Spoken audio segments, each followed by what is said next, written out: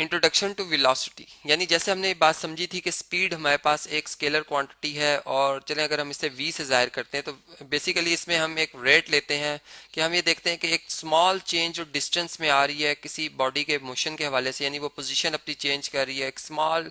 Time T में, यानी delta T, ये बेसिकली एक सिंबल है जी डेल्टा स्मॉल चेंज का, तो इसे हम कहते हैं ये स्पीड है। और फिर इसके जो यूनिट होते हैं वो मीटर पर सेकंड आते हैं। अब इसी तरह अगर हम ये बात कर रहे हो कि एक बॉडी जो है वो डिस्प्लेसमेंट कवर कर, यानी एक जो हम कह सकते हैं कि ये एक बॉडी की अगर इनिशियल पोजीशन है और ये इसकी फाइनल पोजीशन है, तो ये जो इनके दरमियान डायरेक्ट डिस्टेंस है, फर्स्ट करें 5 मीटर का, तो इससे मैं अब कहूँगा ये डिस्प्लेसमेंट है, यानी डी से जाहिर करेंगे और डायरेक्शन भी चूंकि इसमें होती है कि ए से बी की तरफ जा रहे हैं, जबकि डिस्टेंस भी इस केस में हमारे पास 5 ही आ रहा है। अब मैं कहता हूँ कि फर्ज करें ये टाइम जो है 5 सेकंड में इसने ये डिस्टेंस कवर किया, तो इसकी जो वेलोसिटी होगी जिसको मैं v और इसके ऊपर एरो शो करूंगा, ये स्मॉल, यानी अगर मैं खाली चलें वेलोसिटी को डिफाइन करूँ तो small change in displacement in small यानी चेंज इन टाइम के हवाले से होती है। और यहाँ पे चूंकि मैं अब टोटल डिस्टेंस को डिवाइड कर रहा हूँ टोटल टाइम से जो बॉडी ने कवर, यानी इस टाइम सर्व किया है इस डिस्टेंस को कवर करने में, तो 5 मीटर को जब हम 5 सेकंड से डिवाइड करेंगे तो ये हमारे पास 5 से कैंसिल हो जाएंगे जी, 1 आ जाएगा, तो ये आ जाएगा 1 मीटर पर सेकंड, यानी एक मीटर में पर 1 मीटर में का फासला 1 सेकंड में तय कर रही है। तो इस तरह से हमने देखा कि जो वेलोसिटी है इसमें हमारे पास जो डायरेक्शन होती है एक तो बहुत इंपॉर्टेंट होती है, फिर दूसरी बात के स्पीड और वेलोसिटी में जो हमारे पास यूनिट होते हैं वो सेम होते हैं, यानी दोनों मीटर पर सेकंड में स्टैंडर्ड इनके एक ही यूनिट है जी, मीटर पर सेकंड में मेजर होते हैं। अब बात यह है कि जब एक बॉडी स्ट्रेट पाथ में मूव कर रही होती है और डायरेक्शन चेंज नहीं करती, तो उस वक्त जो मैग्नीट्यूड वेलोसिटी की होती है और जो स्पीड की होती है वो सेम होती है। अब लेकिन इनमें जो बेसिक हमने फ़र्क देखा कि ये वेलोसिटी ये एक वेक्टर क्वांटिटी है, जबकि स्पीड एक हमारे पास क्या है जी, ये स्केलर क्वांटिटी है। अब मज़ीद हम इसमें अगर देखें तो हम ये बात समझ सकते हैं कि फ़र्ज़ करें अगर हम यूँ बात करते हैं कि मैं इस ए पोजीशन से चला हूँ और एक मेरा डिफरेंट ट्रैक रहा है, मैं इस तरह से किसी एक दूसरे पॉइंट तक पहुँच रहा हूँ, चलें इसे मैं स्कूल कह देता हूँ जी, मैं अपने घर से स्कूल की तरफ रवाना हूँ। अब मैंने देखा कि जो मैंने डिस्टेंस कवर किया है, डिस्टेंस ये है मेरा जो डिस्टेंस है ये है फर्ज करें 500 मीटर्स का, ठीक है। लेकिन चले साथ ही टाइम भी इसका नोट कर लेते हैं। टाइम जो हमें इसमें कवर करने में लगा है वो मैं कह देता हूँ जी, चले 5 मिनट्स लगे हैं, 5 मिनट्स, जो कि अगर 1 मिनट में 60 सेकंड हो तो ये 5 × 60 कितना बन जाएगा जी, 300 सेकेंड्स। अब इस हिसाब से अगर हम देखें कि हमें कोई ये पूछे कि बताओ आपने वेलोसिटी किस वेलोसिटी से जो है वो ये कवर किया है डिस्टेंस, तो अब अगर मैं वेलोसिटी की बात करूंगा तो मैं पहले ए और बी को, यानी इनकी जो पोजीशन बनती है इनको आपस में ज्वाइन करूंगा, यानी डायरेक्ट देखूंगा कि इनके दरमियान कितना डिस्प्लेसमेंट है, ठीक है। यहाँ पर इस तरह से ये हमारे पास क्या आ जाएगा जी, डिस्प्लेसमेंट आ जाएगा। और जो कि मैं कहता हूँ कि जिसे मैं डी से चले जाहिर कर रहा हूँ, मैं कहता हूँ कि ये फर्ज करें 300 मीटर है। तो अब हम यहाँ से देख सकते हैं कि जो हमारे पास मैग्नीट्यूड आएगी वेलोसिटी की,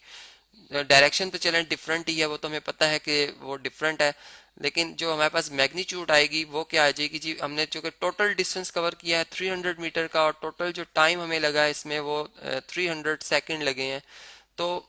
ये तो 300 से कैंसिल हो जाएगा, 1 मीटर पर सेकंड की यानी एवरेज जो मैं कह सकता हूँ वेलोसिटी से मैं मूव करता रहा हूँ। यहाँ पे ये बात याद रहे कि मैं चूंकि टोटल जब डिस्टेंस की बात करता हूँ या टोटल डिस्प्लेसमेंट की टोटल टाइम से जब भी डिवाइड करूंगा तो एवरेज ही बात होगी। तो यहाँ पर मेरी एवरेज जो वेलोसिटी आई है वो 1 मीटर पर सेकंड आई, और अगर मैं अब एवरेज अपनी स्पीड के हवाले से यानी एवरेज स्पीड के हवाले से देखूँ कि क्या स्पीड रही है, तो v जो मेरे पास जिससे मैं जाहिर करूंगा वो जो डिस्टेंस है, टोटल डिस्टेंस 500 मीटर का है, जबकि जो टाइम टेकन इसमें लगा है जी वो 300 सेकंड लगे हैं। तो ये अगर आप 500 को, चलें जी कैलकुलेटर से कैलकुलेट करते हैं, 500 को हम 300 से अगर डिवाइड करें तो ये 1.67 मीटर का फासला 1 सेकंड में हमने तय किया। यानी देख सकते हैं कि यहाँ से एक नुमाया फर्क नजर आ रहा है कि एक बॉडी की स्पीड जो है वो इस केस में डिफरेंट रही है, जबकि अगर उसके डिस्प्लेसमेंट के हवाले से देखा जाए तो वो एक डिफरेंट हमारे पास उसकी मैग्नीट्यूड आ रही है। तो अब हम इस तरह से भी देखते हैं कि आया कि हमारे पास, जैसे हमने यूनिफॉर्म स्पीड की बात की थी, तो क्या यूनिफॉर्म वेलोसिटी भी होती है। तो चले अब इसको ज़रा स्टडी करते हैं कि यूनिफॉर्म वेलोसिटी अगर होती है तो उसको कैसे डिफाइन किया जा सकता है। यहाँ पर वेलोसिटी लिख लेते हैं जी। अब देखें, हमने ये बात पढ़ी थी कि अगर एक बॉडी एक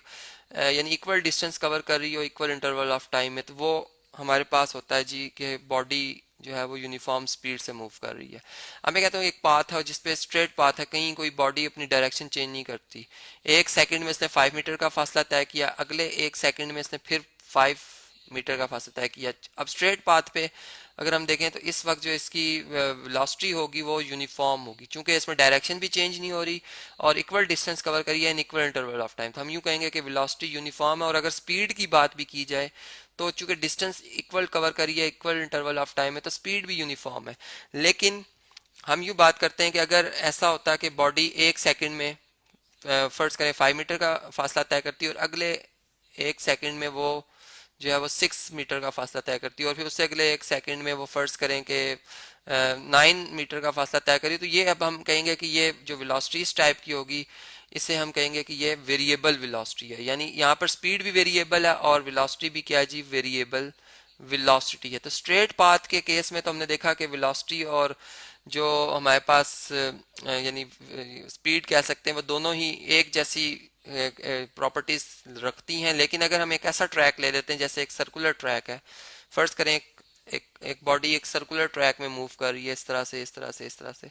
तो अब अगर हम यूं ऑब्जर्व कर रहे हैं कि बॉडी इक्वल डिस्टेंस कवर कर रही है, यानी यहाँ से लेके यहाँ तक इक्वल डिस्टेंस ने कवर किया है एक सेकंड में, यहाँ से यहाँ भी उतना ही डिस्टेंस कवर किया एक सेकंड में यहाँ भी, तो हम कहेंगे ये जो इसकी इस वक्त स्पीड है वो यूनिफॉर्म है। स्पीड क्या है जी, स्पीड है जी इसकी यूनिफॉर्म। लेकिन क्या इसकी वेलोसिटी भी यूनिफॉर्म होगी? नहीं जी। यहाँ पर अगर हम देखें तो इसकी वेलोसिटी यूनिफॉर्म नहीं है। अब ये क्यों नहीं है? अगर हम इस सर्कुलर ट्रैक की बात करें, यहाँ पर अगर मैं सर्कल चलें प्रॉपर एक दफ़ा बना लूँ, ये तो हमें पता चल गया कि यूनिफॉर्म स्पीड है। लेकिन अगर हम एक दफ़ा जो ट्रैक है हमारा सर्कुलर ट्रैक है इसको ज़रा अच्छे तरीके से बना लें, तो आप ये देख सकते हैं कि जिस वक्त बॉडी इस पोजीशन पे थी तो इसके मोशन की डायरेक्शन ये है। जब इससे ज़रा सी लम्हे आगे चले जाएं तो डायरेक्शन और है, यहाँ पे चले जाएं और है, यहाँ पे चले जाएं और है, यानी हर नए पॉइंट पे इसकी डायरेक्शन जो है वो चेंज होती जा रही है। तो हम ये कहेंगे कि जो यानी वेलोसिटी है वो चूंकि एक वेक्टर क्वांटिटी है तो इसमें डायरेक्शन भी जो है वो डिपेंड करती है, यानी डायरेक्शन पे भी ये डिपेंड करती है। तो डायरेक्शन जो है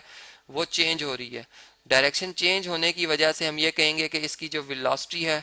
वो भी चेंज हो रही है, यानी वो वेरिएबल वेलोसिटी है। तो यहाँ पर हमने देखा एक ऐसा केस हमारे सामने आया जिसमें स्पीड जो थी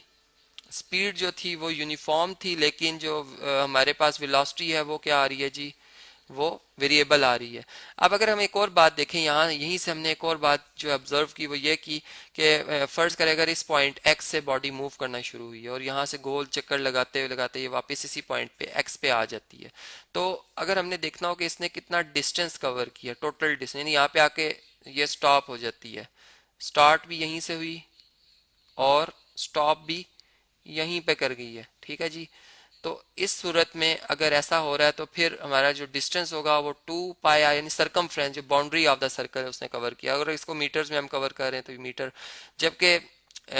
जो इसका डिस्प्लेसमेंट होगा जिसे मैं डी से जाहिर करूंगा वो इसने कितना कवर किया होगा, यानी इनिशियल पोजीशन और फाइनल पोजीशन एक ही जगह पर है, तो वो 0 मीटर कवर किया। अब जितना भी टाइम इसने सर्व किया, अगर मैं एक एवरेज वेलोसिटी या एवरेज स्पीड की बात करूं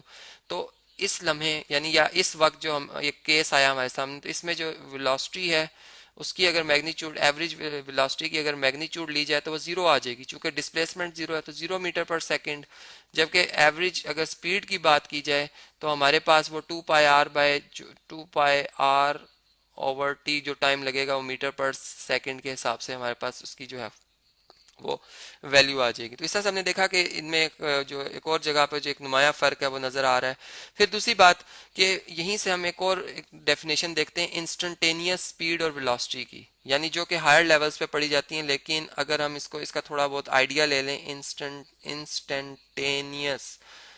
टेनियस वेलोसिटी ये क्या होती है जी? अगर मैं यूं बात करूं कि एक छोटे से डिस्प्लेसमेंट को कवर करने में छोटा सा डिस्प्लेसमेंट है जी। डिस्प्लेसमेंट है जो कि बहुत छोटे टाइम में, यानी एक टाइम के 1,000वें पार्ट या 10,000वें पार्ट में जो बॉडी ने कवर किया होगा, इसमें जो ये वेलोसिटी आएगी इसे हम कहेंगे इंस्टेंटेनियस वेलोसिटी। और इसी तरह जो स्पीड आएगी, जो डिस्प्लेसमेंट छोटा सा कवर किया होगा छोटे से टाइम में, उसे हम इंस्टेंटेनियस स्पीड कहेंगे। तो ये भी हम पढ़ते हैं जी हायर लेवल्स पर, जो कि फिर एक एक्यूरेसी की तरफ हम जाते हैं।